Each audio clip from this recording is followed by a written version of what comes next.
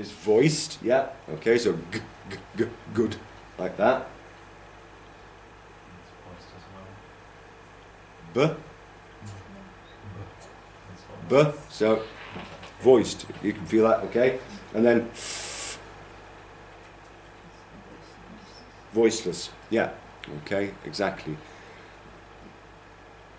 And that is a significant thing to think about as part of the, of teaching learners new sounds, is this one of voice that, as I say, we don't tend to think about it as something that's happening, but it is a significant factor.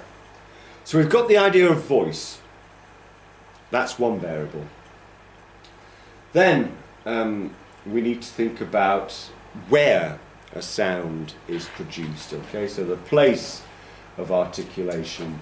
So that's the second way of splitting up what makes a consonant sound. So how can we subdivide things and to achieve that? I'll just run through these briefly. Again, this is stuff that you don't really have to have at the front of your mind. You can read about it more in the book if you want to get more detail on it. But essentially, there are several significant positions within the mouth where sounds can be produced. And English breaks them up in the following way. And what I've done with these is to start at the outermost point of articulation and then work gradually backwards inside the mouth. Okay, so a quick tour of some of these sounds. As I say, you can read more about them later, but it gives you an idea of how these variables work together. So bilabial sounds are sounds which are created with both lips. Okay, that's what that means. So bi, two, labial, lips, two lips. For example, p and m. Okay, both of those sounds are involving a stop, a complete blockage of the lips. Okay, they're different in nature, as we'll come back to in a minute, but they both involve the same thing. Can you think of any others? There is one other. Yeah? B. Okay? So, B, as we saw before, is the pair of this one. Doesn't have a pair. Okay? For reasons I'll come back to very shortly. Okay? But those three sounds, B and P and involve both lips. Then we've got lips and teeth together. Okay, there are a couple of sounds in English where that happens. So what you have there, as you can see, is the bottom lip and the top teeth. So they produce f, for example, which is a voiceless sound, f, as in fan. Okay. What's the other one then? It's pair. If is voiceless and we switch the vocal cords on, what will we get? V, precisely. Okay, that's the other one. So f as in fan and v as in van. Okay, they both are produced in the same way. Vocal cord action is different. Then we've got sounds produced by the teeth. These are known as dental. Okay. There's just a couple of those again in English. Therefore, as you can see there, between contact from the top set of teeth and the tongue. So, one example in English is this sound, which is a symbol from, I think it's from Old Norse eventually. It was used in English at one point and it's now fallen out of use in the alphabet. But that's the sound v, okay, as in the, or than, or the. Okay. What's the equivalent? That one's voiced. V. The pair is unvoiced. So if you turn the vocal cords off while producing v, you're going to get v. Not quite. Not n. Though it's a similar position, but you get as in thin. Okay? Voiced and unvoiced. Okay? So we've got lips, and then lips and teeth, and then teeth. Then we come to the most populous category for English speakers. These are what are known as alveolar sounds. And for one reason or other, again probably historically, English seems to like producing sounds at the alveolar ridge. Now if you feel inside your mouth with your tongue and you get to where your top teeth are, if you then just flick your tongue back immediately behind your upper teeth, you'll feel what's known as the alveolar ridge. It sticks out. Okay, it's like again a bit of, sort of hard cartilage just behind the teeth, and it protrudes outwards into the mouth a little bit. Okay, and a lot of English sounds are produced with contact, full or gaps at that point. So, for example, involves the tongue touching the alveolar ridge and the air going out through the nose.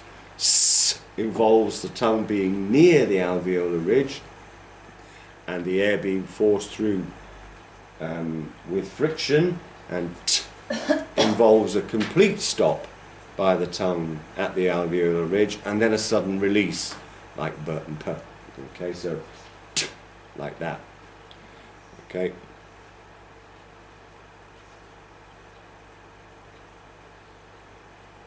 Think of any others where it would be the alveolar ridge. For example, this one doesn't have a pair, but these two do have pairs. So what would the voiced pairs be? We've already seen them, in fact. So for s, it's z, and for t, it's d. Yeah. Okay. And there are one or two others like and there's quite a few that are produced at the alveolar ridge. Then we've got kind of roof of the mouth sound known as palatoalveolar. So the blade is up towards the top of the mouth and the front is towards the alveolar ridge that we were just talking about. Here we get sounds like sh and j. Okay? And in fact, these each have, in this case, a voiced pair, and in that case, a voiceless pair. So sh and j. What would their partners be then? What would their paired phonemes be?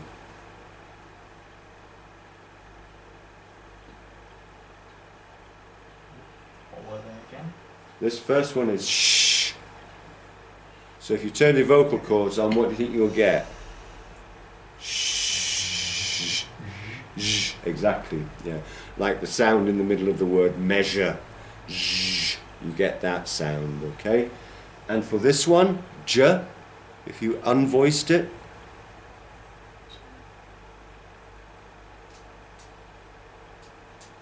cha, yeah. Okay, so j as in jug and ch as in chew. Okay, so once again we're just turning the vocal cords on and off.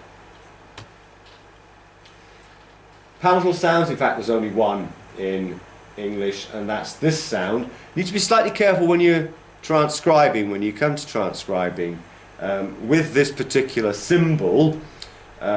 This is the symbol that's used for the sound, the first sound in U. So y. Okay, y. And that's where the tongue is sort of bunched up even higher towards the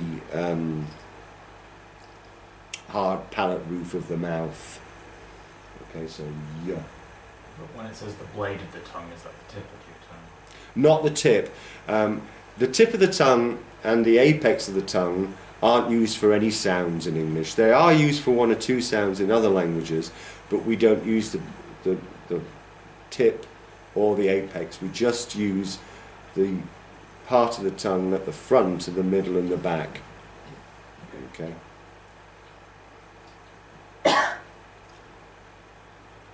And then finally, velar sounds, which are sounds produced against the soft palate. That's that bit on the roof of the mouth right at the back, which again, if you feel it with your tongue, is softer than the apex of the roof itself, if that makes any sense. The top part of the roof of the mouth is hard, the soft palate is soft, as the name suggests. Okay, so one sound produced there is g, okay, where the back of the tongue is raised up to contact that part of the roof of the mouth, soft palate. There are two others. Any thoughts?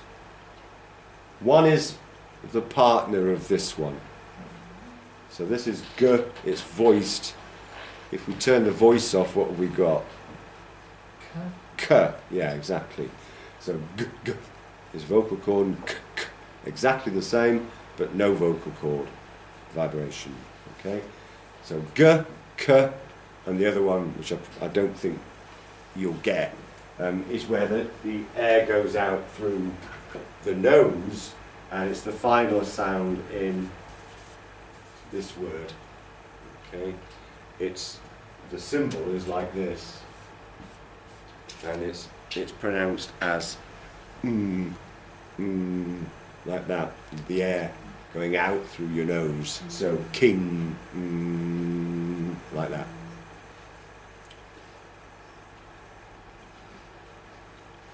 Okay, so those are places.